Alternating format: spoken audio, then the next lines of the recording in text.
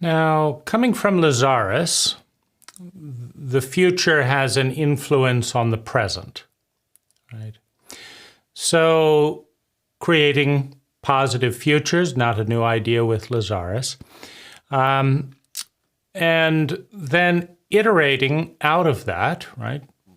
The future has an influence on the present, create a variety of probable futures to improve the present, right? So that much is kind of derived from Lazaris. The technique that I've developed, and I really like it, I would say that my life is 45% better as a result of doing this. Now that tops the best Lazaris technique to date, which is doing the inner child and inner adolescent work first in my teens, first for the 30-day ritual, and then continuing meditations every Sunday for a few years for both my child and adolescent. That had a 30% positive boost on my life, and that had more to do with redoing the past.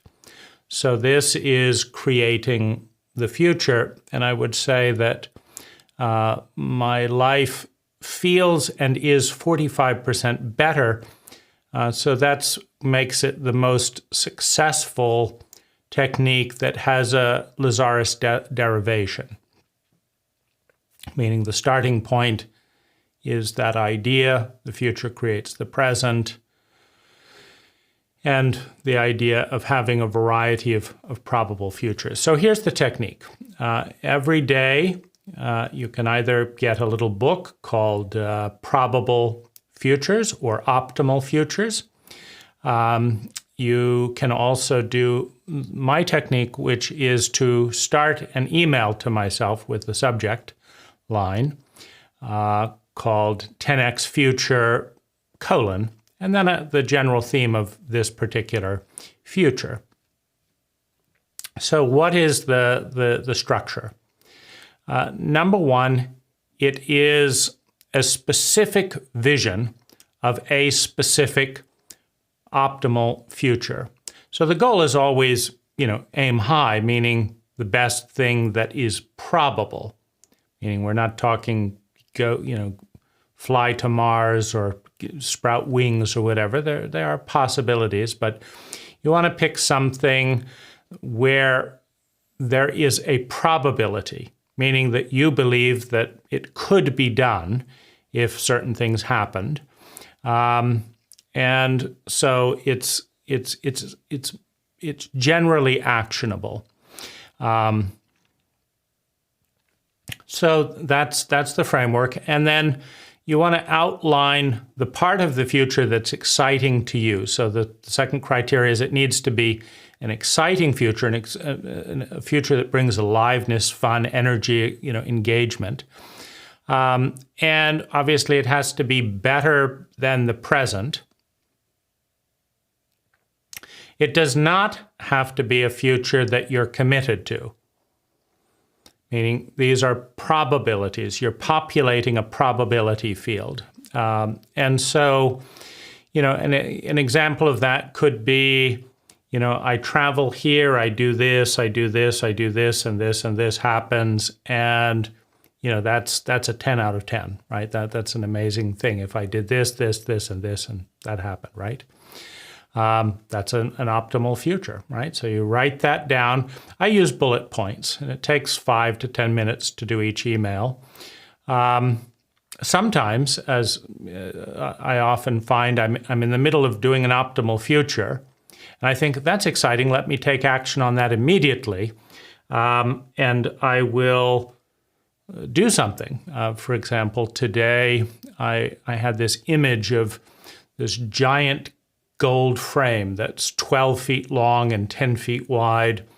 And then people doing moving art within the frame, so kind of like a painting that moved, right? So that was a little, impulse. And then there was the idea of how to play with bodies, right? And so then there's the idea of body paint, right? And then it's like, well, even if it's a thick 1 foot frame, 10 feet, that's a lot of body paint, just for one painting. So then, well, is there a body paint that floats on water? And it turns out there, So I start doing these things, and then what if this was like this, and what if you had still photos and this and that, right? And so it's a future. It's obviously got some life to it. And so as I'm writing the future down, then I'm doing, web research sometimes on the moment, on the spur of the moment. But there's no obligation to do any of these futures at all. I mean, you could if they're fun, but the whole purpose is to populate a probability field. When you've described the bits, send the email to yourself, close the book. And then when I receive the email, I look at it the next day to kind of see what it feels like to read what I wrote. And I put it in a futures folder in my email address, goals and visions, right? So it goes in there. And every single day I do that. Now, why do this? Well, I was finding that, I ground to fear. I figure out worst case scenarios, and then I try to avoid them. But that's a little bit of a habit, right? So that's built in as a safety mechanism, as a habit, as an identity. And so, but I wasn't actively doing that about positive futures. And so rather than stop or fight with the tendency to explore negative possibilities and then prevent them, something I'm quite good at, I wanted to balance it by creating positive futures and taking action towards them, right? To add that to the mix. And so that's where the thought came from.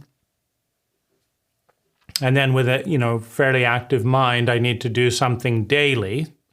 So then the thought is create a new, exciting future every single day, and detail how it could come about. So what, when, where, why, and then get into the energy of it.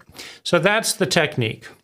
Now I've been doing that technique for 3-4 months. And what that means, and sometimes I get excited and do it more than once a day, because once you get in the routine of thinking and noting optimal futures, it just takes 5-10 minutes to write them down. Like today I did 2. I could do a third one. And that, and this actually is an optimal future right now in terms of I was noting something and I thought, oh no, that's a good thing to do as a video. And then as soon as I wrote that down, I just got up and made the video, right? So there is bleed through into action, and that does create some nice dynamism. But what I found is that so basically I've got, 150 optimal futures in the mix right now.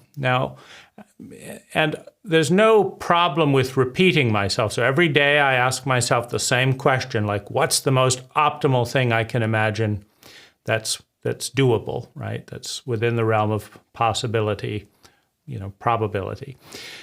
And I write it down. Well, I noticed, one future came up like 5 times, and every time it was just really exciting. So I pivoted my whole plans to that future. It's like, well, why not do it, right? There's no commitment to do anything, but why not do that? Well, I've already got plans to do this one. I've got this and that, but who cares? If this is a better one, then why not do that? Well, immediately there was a 30% raise in resonance, right? Because the other one was the best future at the time, but there was some struggle and this and that, and I depend on more people. This one, much more light, right? So pivot to this one. Well, what about that? Fine, right? That can become a probable future. This is now the plan, right? And so my whole life kind of shifted towards that. Then I discovered, as I started working into it, that there was a lot of adolescent energy in that future, right? So, right? So another quieter future that I was a little less comfortable with, but was a little bit more, a little wiser future that started to kind of come up, where this was the future that got me making the pivot. It had the energy, the vitality, got me to make the pivot, right? And to let go of the other future, right? And then, right, then there's another future that's behind that. So this is the wonderful thing about probable futures. Some of them can be lighthouse things. They get you looking in that direction. But then as you get closer, you realize, oh, that's, I'm going to change. That's not all that's, that I want to express, right?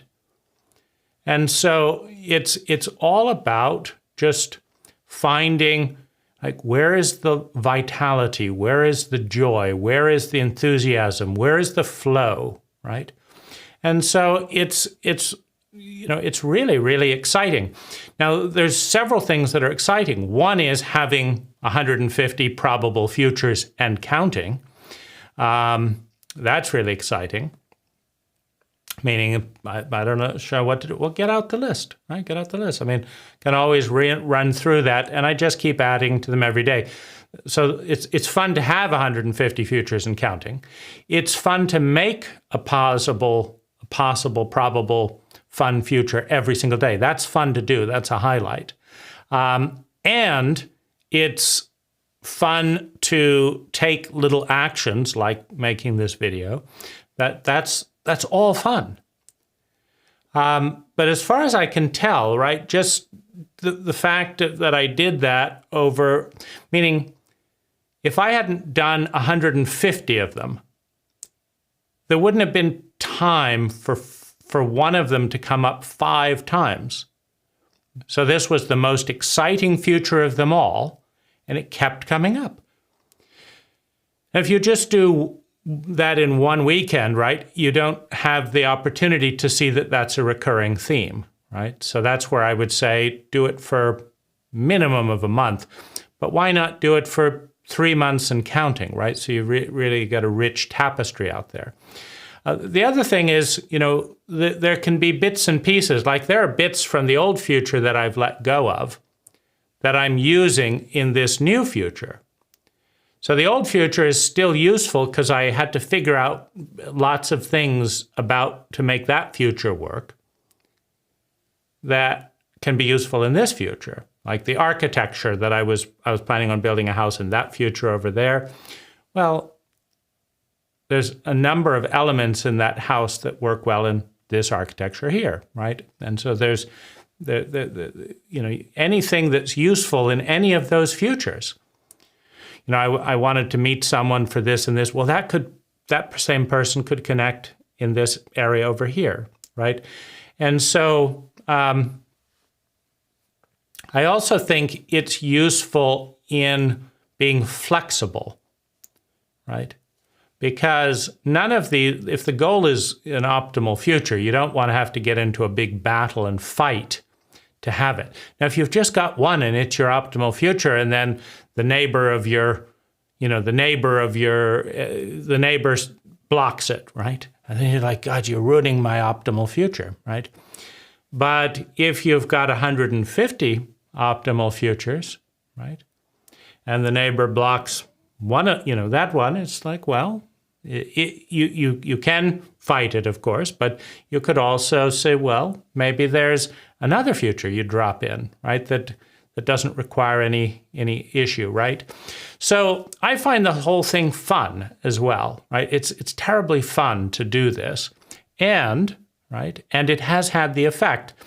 I am 30 or more % less anxious, meaning that energy of worrying about things has gone into visioning about things and fiddling about things.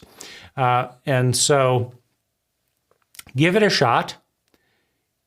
If you do it for 90 days, what impact does it have, right?